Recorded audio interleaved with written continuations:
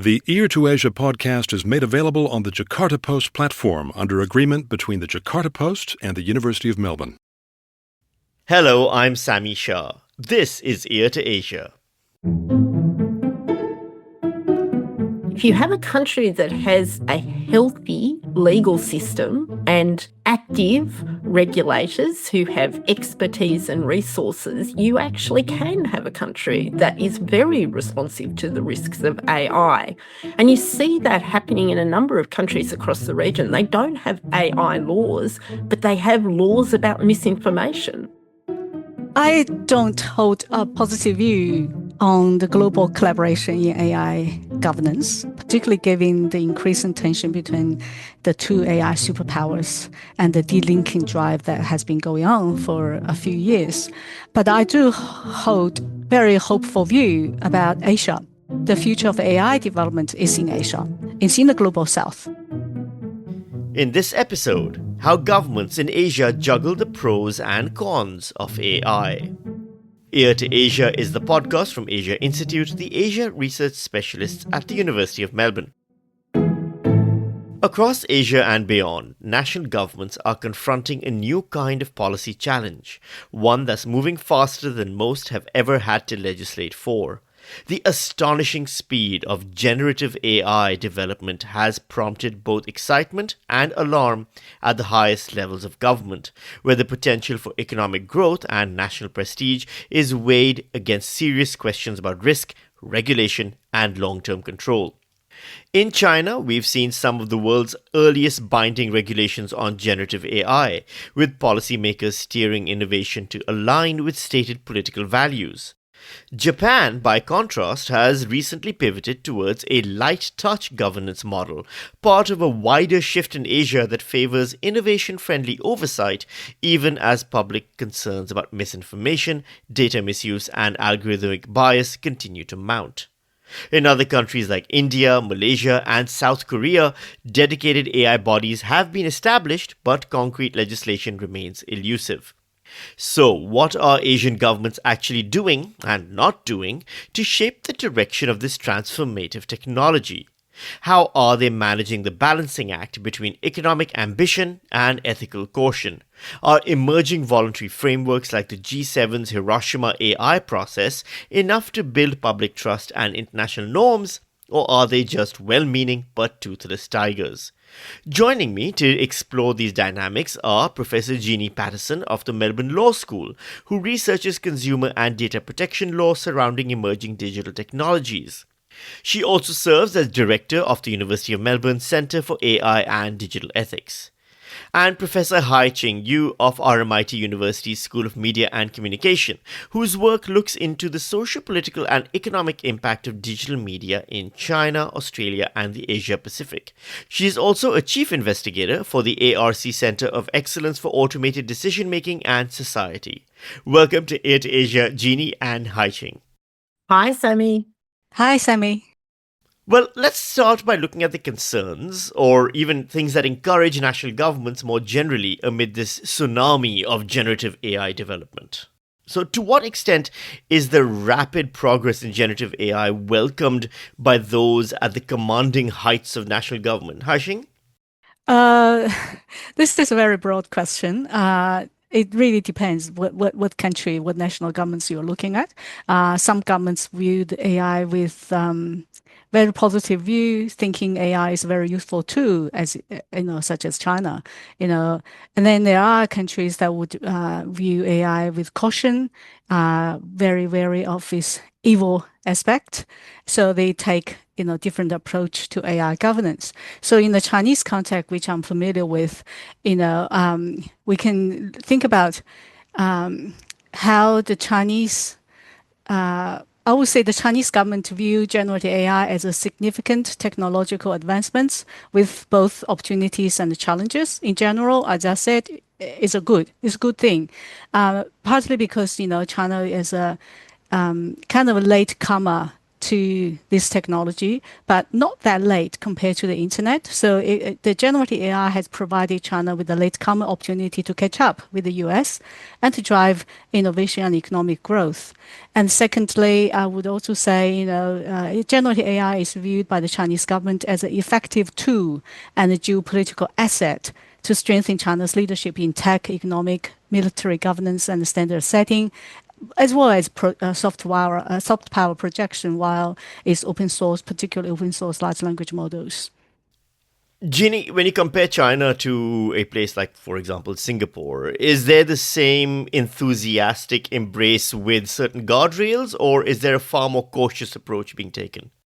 Well, I think that Singapore in particular, but the ASEAN group in general, are really interesting in terms of their approach. I think there's a great deal of interest in the region, in the opportunities that AI can give, but a great deal of anxiety about the threats from AI, threats from third parties, misuse, misinformation, and also the uncertainties that come with reliance on that technology, particularly since that group of nations aren't building the underlying models themselves. They're largely reliant on US or China models, which increases or introduces a new vulnerability if you're going to make that the basis of a whole lot of efficiency changes in your economy.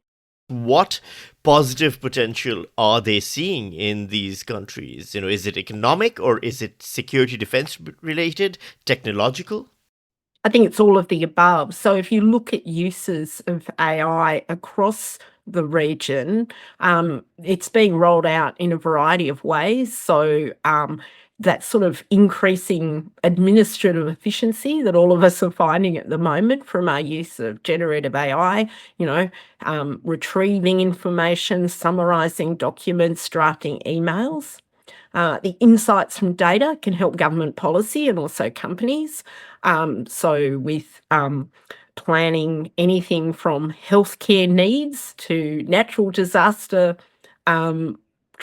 planning to improving education or the rollout of new education initiatives, but also defence. So AI is useful for actually responding to cyber attacks, and a lot of countries in the region are making use of or want to make use of facial recognition technology to reduce terrorist and other foreign actor interference.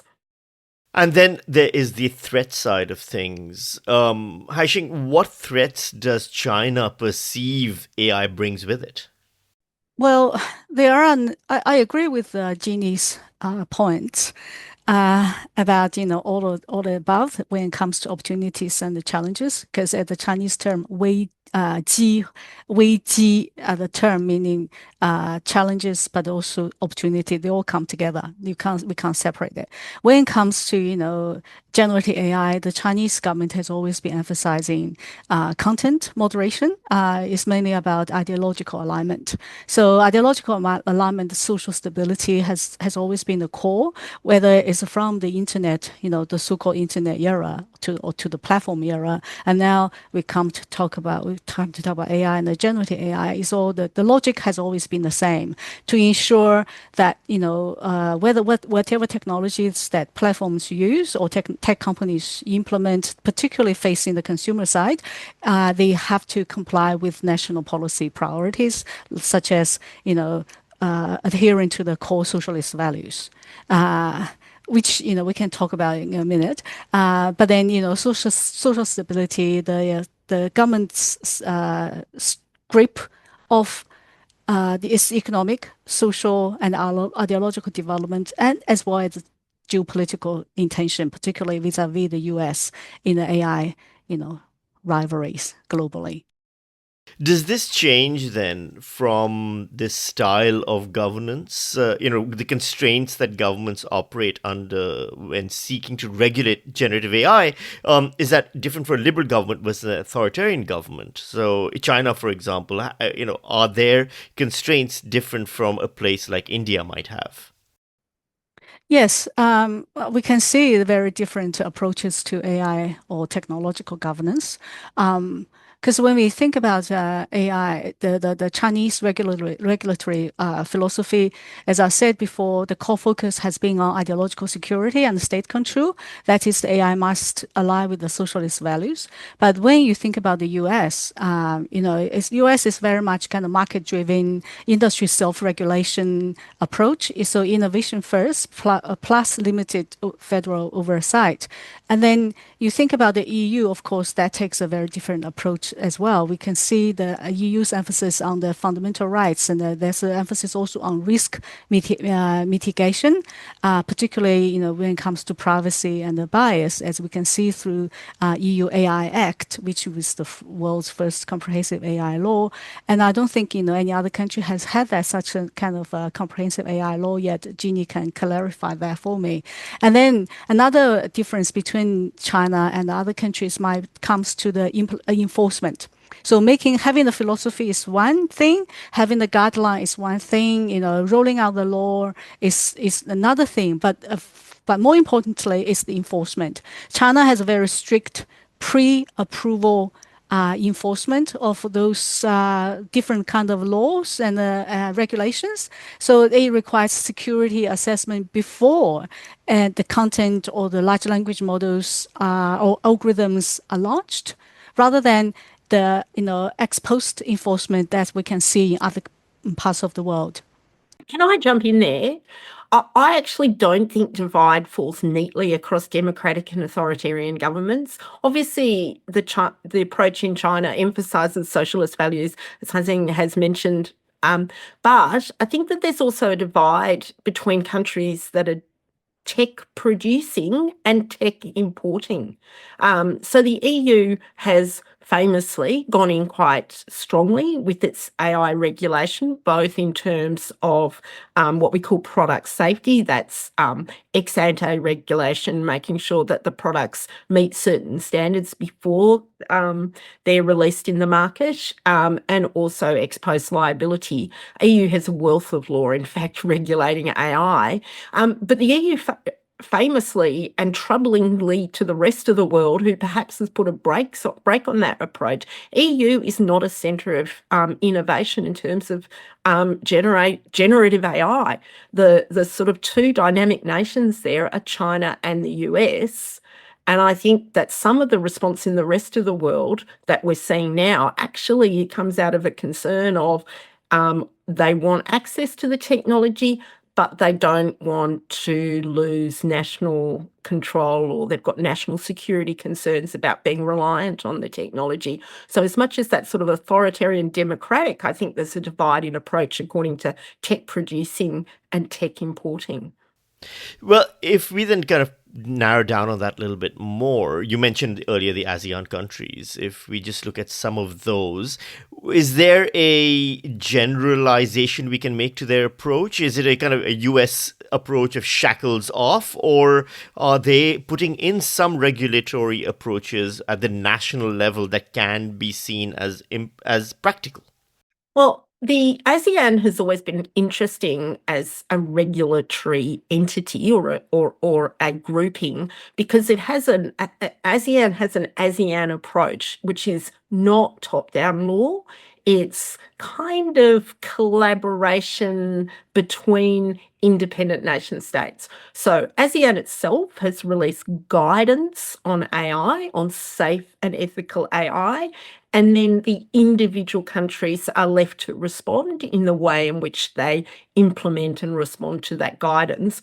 But I think the common thread across those countries is, at the moment, we see a lot of soft law, which is guidance, and, as was mentioned before, almost no hard law in terms of rules applying to AI itself.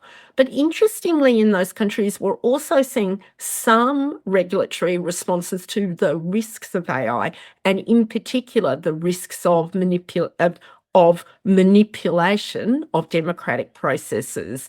And Singapore would be the leader there. Singapore, interestingly, has an act, the Protection from Online Falsehoods and Manipulation Act, which responds to that threat of AI and online disinformation, even though they don't have an AI law and in fact have this sort of soft law approach of balancing innovation and safety.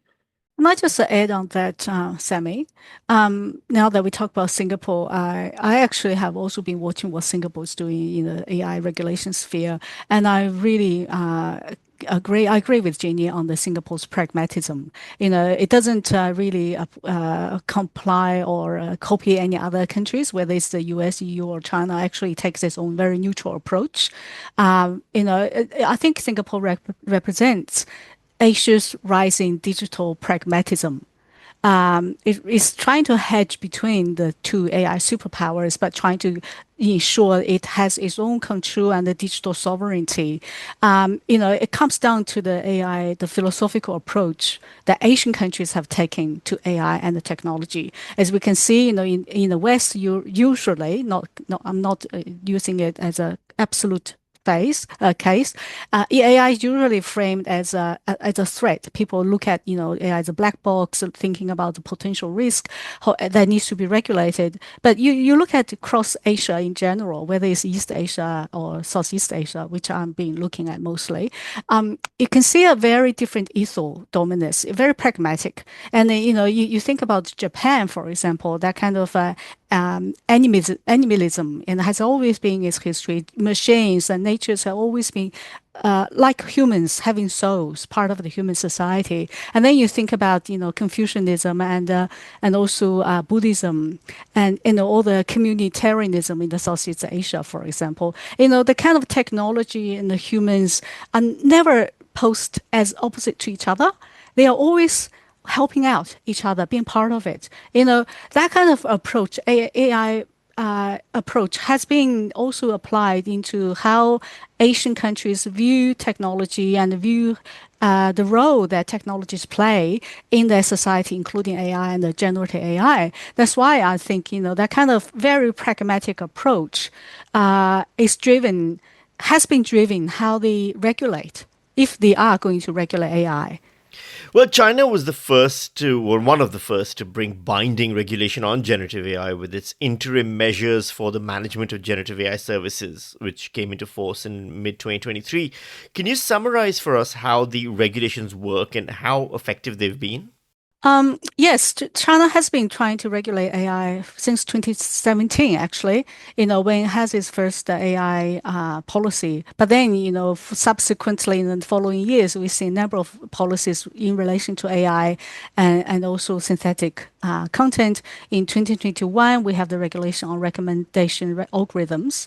And also in 2022, that's a rule on deep synthesis, which means synthetically generated content, particularly videos and audios. And then in 2023, we have seen the new rules on the generative AI. So across all the different regulations, the policies, we see common themes. I've been looking at how the policy has been made. Usually China has been looked at as a kind of centralizing, top-down, kind of authoritarian country. As Jeannie has pointed out, in this sphere, we shouldn't be talking about the binary approach. We think we need to look at how policies are made involving different actors. In fact, I've been seeing how the Chinese policies have been rolled out in a very collaborative, both top-down but also bottom-up approach and an iterative approach as well. And then more importantly, they take a differentiated approach, dividing, for example, when you look at algorithms, you think about, one is a content recommending algorithm. The other is like task automation algorithm. And then there are also other different kind of algorithms. You can't have one rule that applies to all. So they have differentiated approach. We call that tiered approach to regulate algorithms. And similarly, that applies to AI and the generative AI. So across all this, one, we have the kind of tiered, differentiated approach depending on what kind of area, whether it's consumer facing or political content related stuff or not. And then there's also information control. That's the second key aspect I wanted to point out. As I said, whether it's from the internet platform or the platform era or now the AI driven technological wireless era, we can see the information control has been the central goal for across all the different policy papers. They contain many other notable provisions, of course, but the regulations, for example, the deep synthesis regulation requires the platforms and also tech companies to register their algorithms, the recommendation algorithms. Similarly with generative AI, with large language models. And in the same kind of registry body is now requiring tech companies to register their algorithms. So that kind of pre-approval, pre-assessment, security assessment before rolling out is very unique to the Chinese case. And all this, of course, if you look at DeepSeek, for example, as an example of Chinese large language models, and then you can see the content is regulated, is censored. And then because they have to comply with the Chinese government's rule to ensure that model output are true and accurate. But who defines what is true, what is accurate, right? So that's that. When it comes to that content, it's top down. But when it comes to the market, innovation, and particularly using open source kind of platform, join the open source projects globally, that's a different topic. Well, I wanted a bit of clarity on that because you mentioned DeepSeek and it's described outside of China as being open source. But is that accurate? Isn't? Can you explain the difference between open weights and open source in this context? Yeah, there has been a confusion here because strictly speaking, DeepSeek is not open source. It's open weights. It's open weight. Open weights actually means, it's a trained parameters are made public. You can download it, you can run it, you can tweak it, you can fine tune it. But you don't know how it's made. You don't know the training code or the database. And then similarly, Meta's Llama is also can be called the open weight. I'll just give you an example. This is what I explain to my students. What's the difference between open weights and open source? Just like think about open weights as a ready-made meal. So the chef cooked the meal, brought to you, and you can add a little bit of salt, pepper to your taste. You can change the plating. I don't like your plate. I have my own plate, but you don't know how it's made. You don't know what ingredients are there. But open source is different. The open source opens everything, not just the training parameters, the codes, but also the data sets. Just like HelloFresh, for example, right? You have the recipes, you have ingredients, and you are told how to cook it. You can even use the recipe to run your own restaurant, right? You can make a business out of it, but you can't do that with open weights. You're listening to Ear to Asia from Asia Institute at the University of Melbourne. And just a reminder to listeners about Asia Institute's online publication on Asia and its societies, politics and cultures. It's called the Melbourne Asia Review. It's free to read and it's open access at melbourneasiareview.edu.au.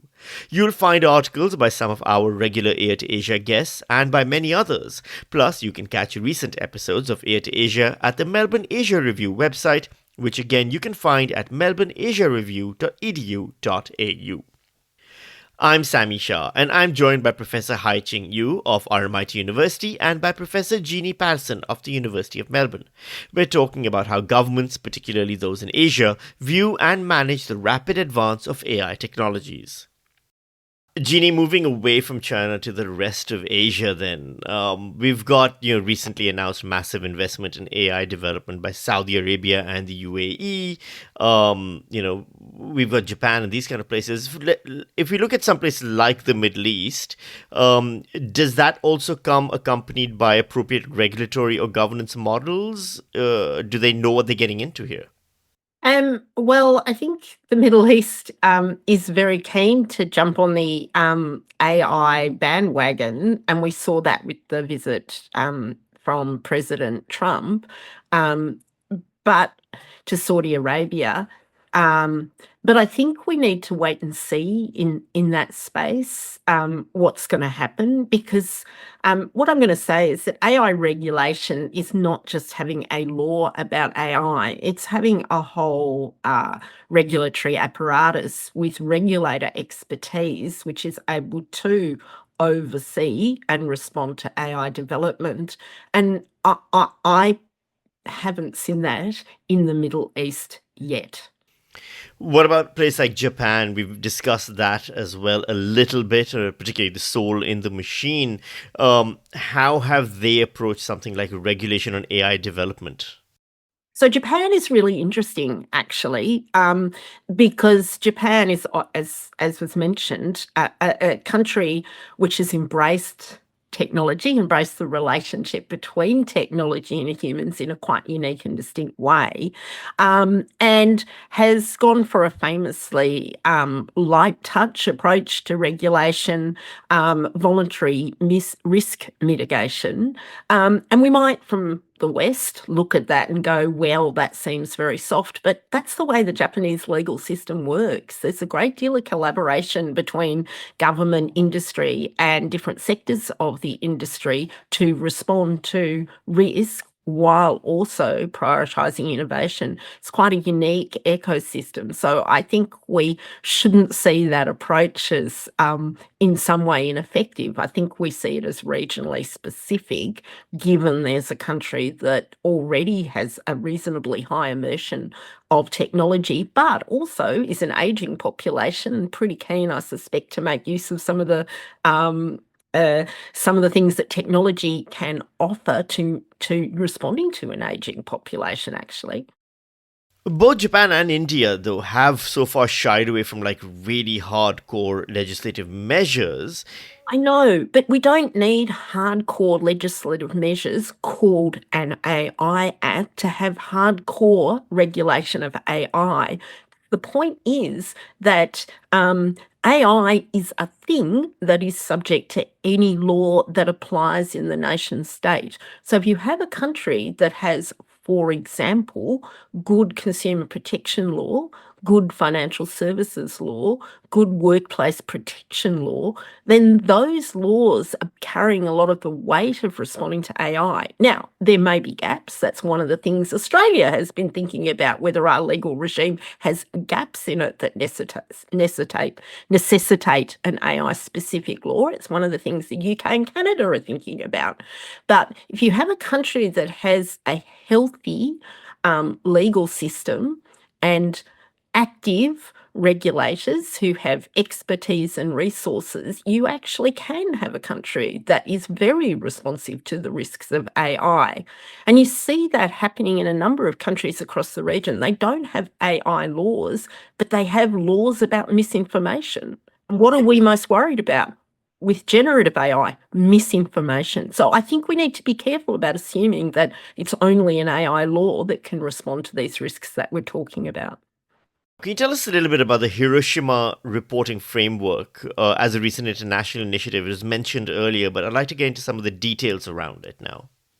Well, I guess we've been speaking about countries locally or domestically. What is China doing? What is Singapore doing? What is Japan doing? What is India doing? And recognising that actually those countries' responses differ according to their immersion in technology, the technology they themselves are producing, and their existing legal systems. But realistically, given the global dominance of a few tech providers, the international cooperation is going to be crucial if we really do want to have a response to some of those risks of AI.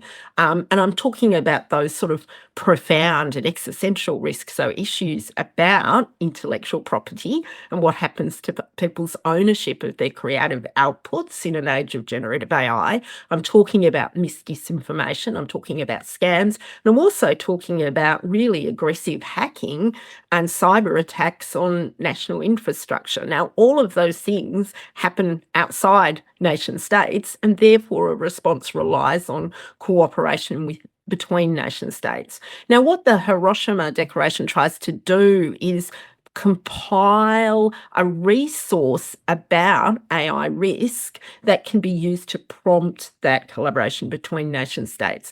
I personally, and I can't wait to see Haikling's response to this, I personally am pessimistic about the likelihood of international cooperation on AI risk. I just don't think we're going to get it. China and the US are in a standoff, and they're the big players in this space. What I think we'll see is either domestic initiatives, like we've just heard about China, or regional initiatives.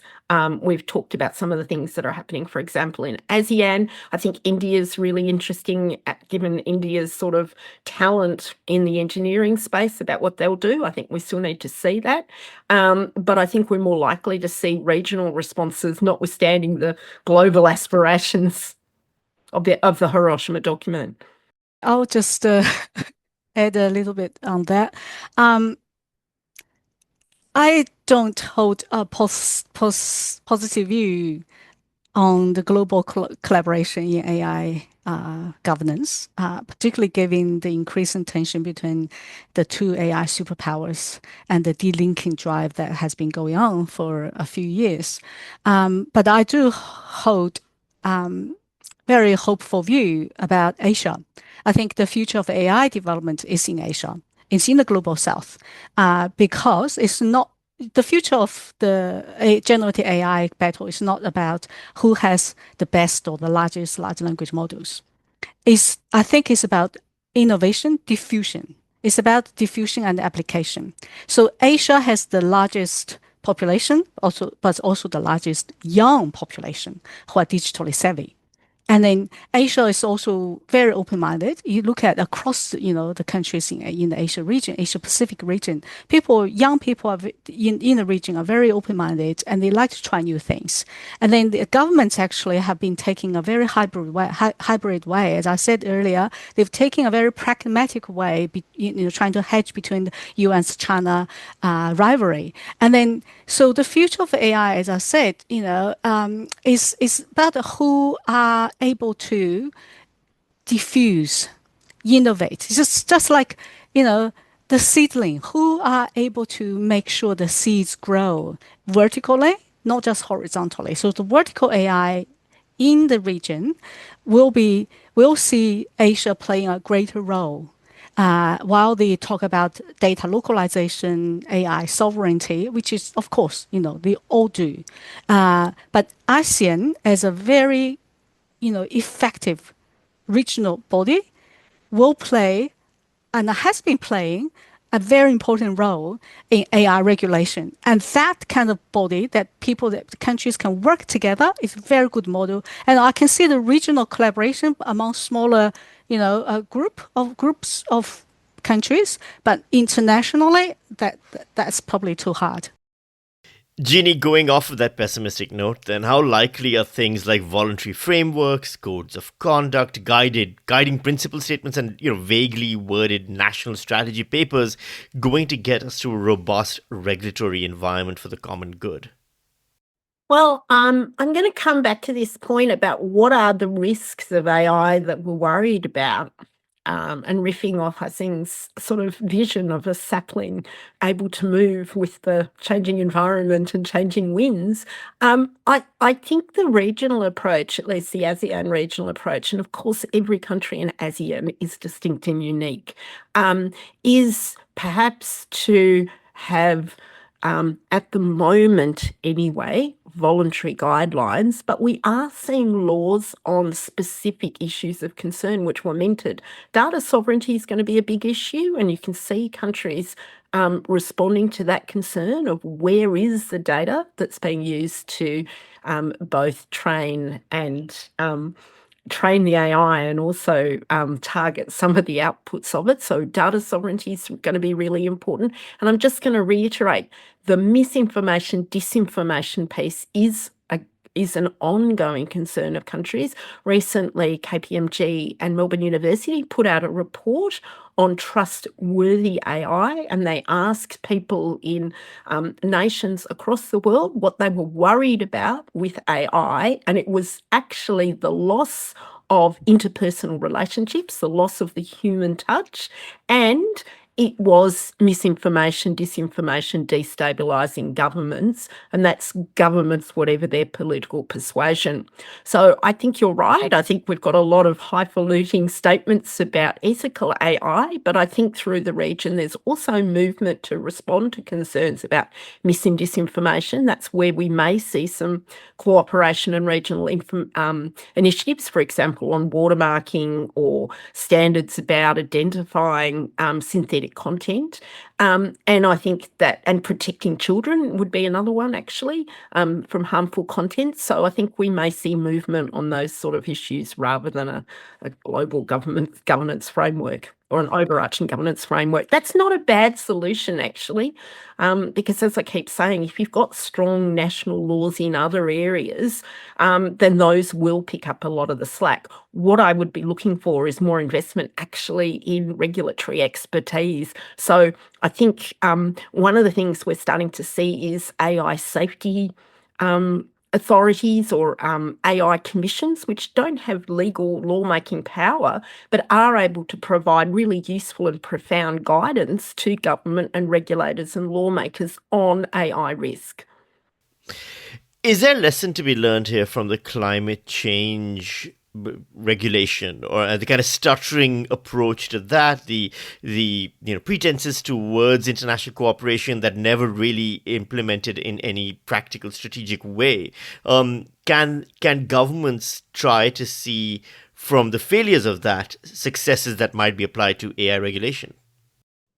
Well, I would say the problem with climate change and the reason why we've had so little action is it's far away. People keep saying, "Oh, well, it's not happening now," and yet the initiatives and the interventions that we need to respond to climate change are now. In fact, they were probably 10, 20 years ago, where I think for governments, I suspect governments are very aware of the risks to them of AI. The benefits, but also the risks. So that's why I think we're seeing action in that space of online safety, misinformation, combined with Hussing's innovative, flexible, unique approach. And I'm sure she has more to say on this. Of course, as you said, when it comes to climate change, we haven't seen the effective international collaboration or coordination. But when it comes to smaller, I wouldn't say smaller, when we come to vertical problems, specific problems like misinformation, we have seen international collaboration. There are international governing bodies for misinformation and for fact checkers, for example. And Taiwan, I have colleagues doing research in Taiwan about misinformation, and there's a vibrant civil society there, and civil society organizations have been very actively involved with regional but also international fact-checking organizations. And that kind of coordination, ground up civil society living kind of initiative will be where we see international collaboration happening. And then, also wanted to add, when it comes to Asia, when I was talking about Asia would be the future of the AI battleground, also because, as Jeannie pointed out, Asia is so diverse. Even the ASEAN countries, has such huge diversity in terms of language, culture, and also, the national context. But we also see, because of the diversity and also developmental need, we see the drive for AI for development in those countries. Of course, we see the international tech companies and the governments, national and the international NGOs being active in the region. At the same time, we see regional, local actors, including the startups, be playing an increasing role in rolling out their local language specific large language models that serve local need. And that kind of lightweight but localized models that target to specific cultural and infrastructural realities is where innovations happen.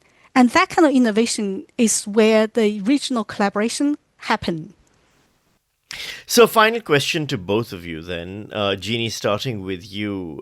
How do governments best perform the balancing act of getting aboard the AI bandwagon then while maintaining a level of regulatory control that serves a national and public interest? Is the model the China one where you put in the strict censorship up at the start of the system and then create a kind of open source slash open weight version, or the Singapore model, which seems to have got more of a balanced approach, or then there's the India and Japan approach, which is fairly hands off? Which one is the most practical for many Asian countries?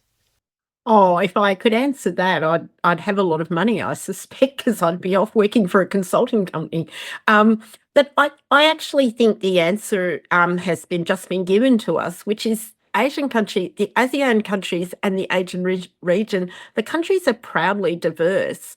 And one of the initiatives I'd agree with that's really interesting is this idea of sovereign language models, which support and buttress those regional strengths, and also kind of loosen the hold of, I think, the international tech companies to some extent.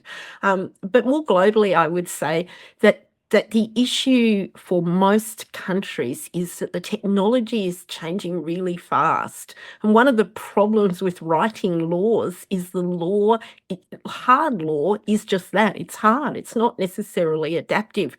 So this sort of softly approach on one view looks weak, but on another view responds to change in technology. And I'll say again, what countries who want to retain control of technology need, and I think there are risks in the rollout of technology. I'm not saying there aren't risks. I think there are genuine risks to human thriving, to democratic systems. But if governments want to retain oversight or influence, they need to embrace that community inclusive approach, one, and two, they need to invest in training, literacy, expertise in AI so that their regulators, their lawmakers, the community have a say in what is happening, and have the capacity to draw the line where the technology is not operating in the national interest. Haisheng? Okay, just to reiterate, there's no good or bad at this stage. As I pointed out earlier, that Asia has taken a very pragmatic approach to governance, technological governance. Today we're talking about AI. Tomorrow, we don't know. We're talking about AI agent, Gen AI agent, and then we don't know what else comes along the way around the corner, because technological sphere is changing so fast. Every week there's something new, right? So the kind of flexible, illiterate, and the collaborative approach that Asian countries have taken will ensure that they are able to keep up with the changes, and also the localized approach also will ensure that they retain data, but also digital sovereignty, instead of catering to the US or the Chinese, tech hegemony.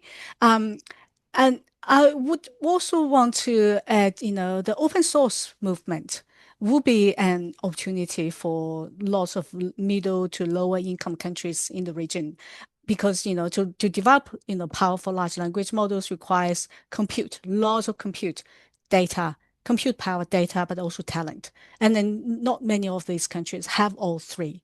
And then there are only two countries who can do this, right? US and China. But what else? What would the rest of the world do? Of course, there are still opportunities. Asia has the largest number of data centers, for example, in the world. And then, so data center is the physical infrastructure for generative AI. And then that's only just one example when we look at AI governance from the infrastructural perspective. And then how they govern the data centers to ensure not just data localization, but also in terms of energy reservation. That has environmental impact, right?